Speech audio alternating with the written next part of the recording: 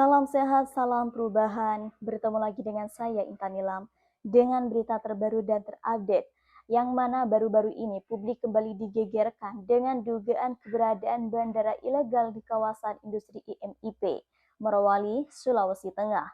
Penemuan ini mengundang sorotan lantaran bandara tersebut disebut beroperasi tanpa melibatkan otoritas negara seperti bea cukai, imigrasi, dan otoritas navigasi.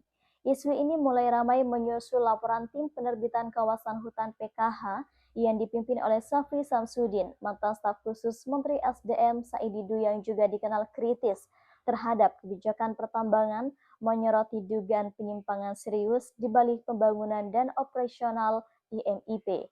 Menurut Said Didu, smelter besar di IMIP ini dibangun dengan izin dari Kementerian Perindustrian, bukan dari Kementerian SDM.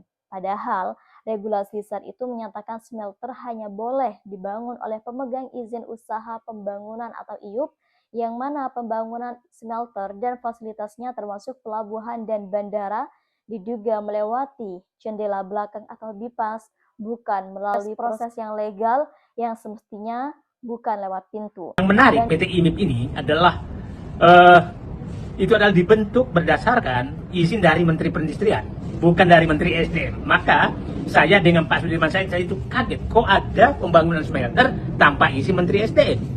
Nah, setelah saya ke sana, ketemulah saya, ternyata direksinya itu sebagian besar adalah bekas pejabat Kementerian Perindustrian, bahkan bekas dirjennya, jadi di PT IMIP ini. Nah, sepertinya ada cara mereka mensiasati hukum, karena sebenarnya secara aturan orang saat itu baru boleh membangun smelter kalau dia punya IUP.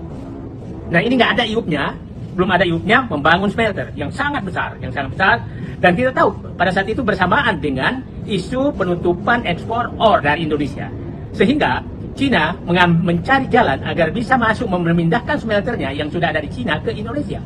Nah, masuklah lewat jalur tikus ke kekuasaan untuk mendapatkan izin pembangunan smelter. Nah, bandara yang ada di kawasan IMIP ini kemungkinan besar beroperasi tanpa status hukum yang jelas.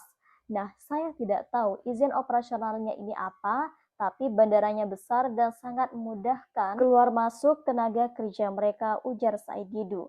Said Didu juga menuding bahwa keberadaan fasilitas seperti bandara, pelabuhan, kemudian kemudahan mendatangkan tenaga kerja asing, pembebasan pajak, dan percepatan infrastruktur, semuanya menunjukkan bahwa IMIP ini dibentuk seperti negara dalam negara, tertutup dan lepas dari pengawasan publik.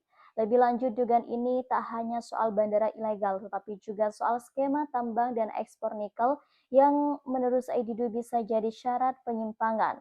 Ia mengingat isu ekspor ilegal biji nikel sebanyak 5,3 juta ton senilai sekitar 14,5 triliun rupiah yang menurutnya diduga melewati pelabuhan milik IMIP. Lalu ada kekhawatiran bahwa larangan ekspor war nikel yang diterapkan pemerintah dimanfaatkan untuk mengalirkan pasokan biji rakyat ke IMP yang dimiliki asing, menciptakan monopoli terselubung yang hasilnya meskipun ekspor nikel ini disebut mencapai ribuan triliun rupiah, secara real masyarakat lokal di Morowali dan sekitarnya disebut tidak merasakan manfaat signifikan. Infrastruktur publik tetap minim, ekonomi lokal stagnan, kemiskinan dan ketimpangan tetap ada. Bahkan pengamat politik seperti Rocky Gerung juga menyebut bahwa isu bandara IMIP ini sebagai warisan panas era Jokowi, yang merujuk pada bagaimana fasilitas seperti bandara swasta privat ini bisa muncul di rezim sekarang tanpa pengawasan negara yang jelas. Bagi Said Didu dan sejumlah pihak kritis, temuan ini bukan sekedar soal pelanggaran administratif, tetapi potensi pintu masuk skandal besar di sektor pertambangan dan sumber daya alam. Skandal besar yang telah lama tertutup. Dengan temuan ini, pertanyaan besar muncul, sejauh mana rezim sekarang yang dikenal dengan dorongan besar pada hilirisasi dan investasi telah memberi ruang bagi penyimpangan sistemik, dan apa konsekuensinya bagi kedaulatan sumber daya alam serta nasib rakyat lokal. Dalam kritiknya, mantan staf khusus SDM Said Didu menuding bahwa pembangunan kawasan IMIP termasuk bandara cenderung melewati prosedur legal normal.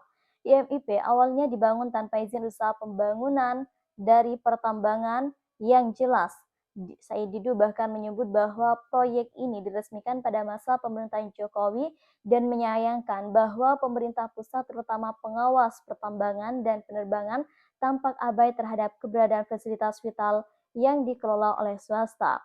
Nah, dugaan ketidakberesan ini dianggap sebagai bentuk abai terhadap kedaulatan negara karena apabila bandara bisa beroperasi independen, maka keluar masuk manusia dan barang di kawasan tambang industri bisa terjadi tanpa pengawasan bea cukai, imigrasi, maupun aparat keamanan negara. Legislator di Dewan Perwakilan Rakyat menyuarakan bahwa